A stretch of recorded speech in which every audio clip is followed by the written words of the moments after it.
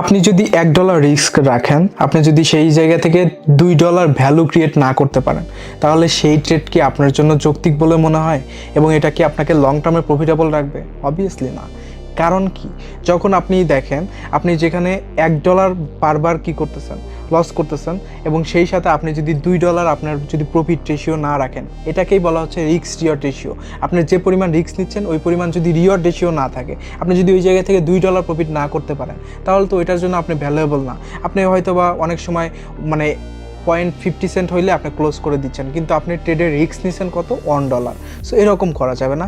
আপনি risk reward ratio অনুযায়ী আপনি ট্রেড প্লেস করবেন। আপনার যদি মনে হয় যে রিস্ক রিওয়ার্ড রেশিও ঠিক নেই, তাহলে রিস্ক রিওয়ার্ড রেশিও ঠিক করেন, আপনার অ্যানালাইসিস ঠিক করেন। প্রয়োজন যে অ্যানালাইসিসে আপনার কম প্রফিট হচ্ছে বাট রিস্কটা বেশি রাখতে হচ্ছে, ওই অ্যানালাইসিসটা আর করেন না। নেক্সট টাইম থেকে আপনারা প্রপার অ্যানালাইসিস করে মার্কেট এন্টার করেন এবং প্রপার রিস্ক রেশিও আপনারা সবসময় ট্রাই করবেন যে অ্যাটলিস্ট 1:2 রিস্ক রেশিও যদি নাও হয় 1:1 রিস্ক রেশিও যেন থাকে।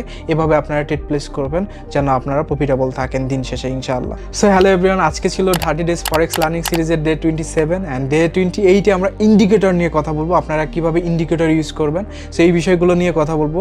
সো আপনারা যারা ওল্ড ভিডিওগুলো দেখেন নাই, ডে 1 থেকে এখন পর্যন্ত দেখে আসেন, এবং যারা স্টিল রাইট নাও সাবস্ক্রাইব করেন নাই বা ফলো করেন নাই, এখনই ফলো করেন যেন নেক্সট ভিডিওগুলো মিস না হয়। So see you next video, till then take care, Allah হাফেজ।